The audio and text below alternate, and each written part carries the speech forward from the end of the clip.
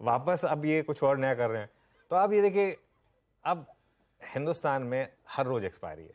सोमवार को Nifty mid cap की एक्सपायरी, अच्छा निफ्टी मिड कैप की एक्सपायरी वीकली और मंथली सेम रहने वाली सेम है, रहने वाली है। ठीक है ना। और अगर छुट्टी हो गई मंडे को तो फ्राइडे को फ्राइडे खिसक वाली। जाएगी वो हाँ एक्सपायरी। इसी पे रहता है। हाँ, मंगलवार को फिन निफ्टी की एक्सपायरी। अच्छा बहुत इंटरेस्टिंग चीज है, आप ट्यूसडे को फिन निफ्टी की एक्सपायरी हो रही है, वेडनेसडे को निफ्टी बैंक। अब तक फिन निफ्टी और बैंक निफ्टी में इसलिए डिफरेंस था क्योंकि एचडीएफसी जो था वो बेचारा फिन निफ्टी में तो था लेकिन निफ्टी बैंक में नहीं था, तो उसका एक इम्पैक्ट आता था। अब क्या इम्पैक्ट आएगा, क्योंकि बजाज फाइनेंस और फिनसर्व और बाकी की लाइफ इंश्योरेंस स्टॉक्स में इतना वेट नहीं है कि वो कोई बहुत ज्यादा डिफरेंशियल दिखाएं। एक बहुत इंटरेस्टिंग चीज लोग करेंगे अब, और वो करनी भी चाहिए, कि आप वेडनेसडे की निफ्टी बैंक एक्सपायरी के लिए प्ले करें और उसको हेज करने के लिए ट्यूसडे के ऑप्शंस बेच दें। तो आपकी कॉस्ट कम हो जाएगी। ये मतलब आगे जाके ये सब बनने वाला है। उसी पर रहते हैं वापस, जरा मैं इस पर बाद में आऊंगा। थर्सडे को आपकी निफ्टी की एक्सपायरी होने वाली है, और फ्राइडे को आपकी सेंसेक्स और बैंकेक्स, ये जो बीएससी की एक्सपायरी है उसी उसी प्लेट पे रहते हैं प्लीज वापस।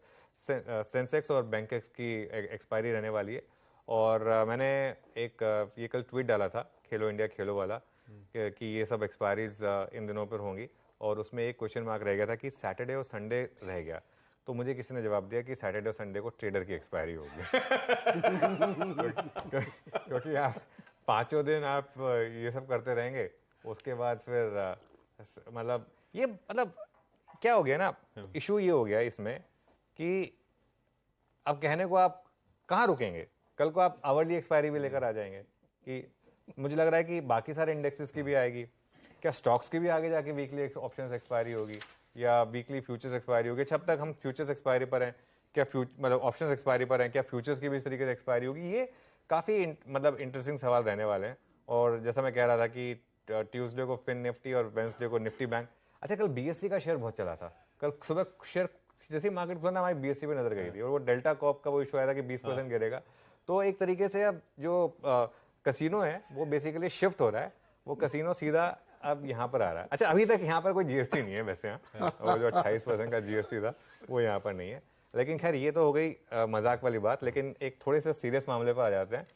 इसी से रिलेटेड है वो एचडीएफसी बैंक, क्योंकि अब एचडीएफसी बैंक इंडेक्स का सबसे बड़ा स्टॉक बनने वाला है आज से। नंबर ऑफ शेयर्स हालांकि 2 दिन लगेंगे उसको ट्रेड होने में, लेकिन इन एनएससी ने सारी कैलकुलेशंस कर दी हैं, तो उसके हिसाब से आज से निफ्टी बैंक में उसका वेट 29.1%। अब कल मुझसे गलती हो गई थी, जो मैं ये नंबर ऑफ जो मैं वेट बोल रहा था, एनएससी ने कैप कर दिया 33% इंडिविजुअल स्टॉक और 3 स्टॉक्स का कुछ 60%, 62%। इसके लिए निफ्टी बैंक में बहुत ज्यादा वेट नहीं बढ़ रहा है, 29.1% रहने वाला है। ये अच्छी चीज है क्योंकि वरना बहुत लॉपसाइडेड हो जाता।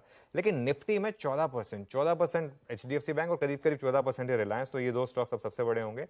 लेकिन एचडीएफसी बैंक में आज फुट से रिलेटेड इन्फ्लोज आने शुरू होंगे जो मुझे लग रहा है, और एमएससीआई रिलेटेड इन्फ्लोज अगस्त से आने शुरू होंगे। तो अगले कुछ दिनों में अच्छे खासे इन्फ्लोज एचडीएफसी बैंक में आएंगे, और it's too big to ignore now for fund managers.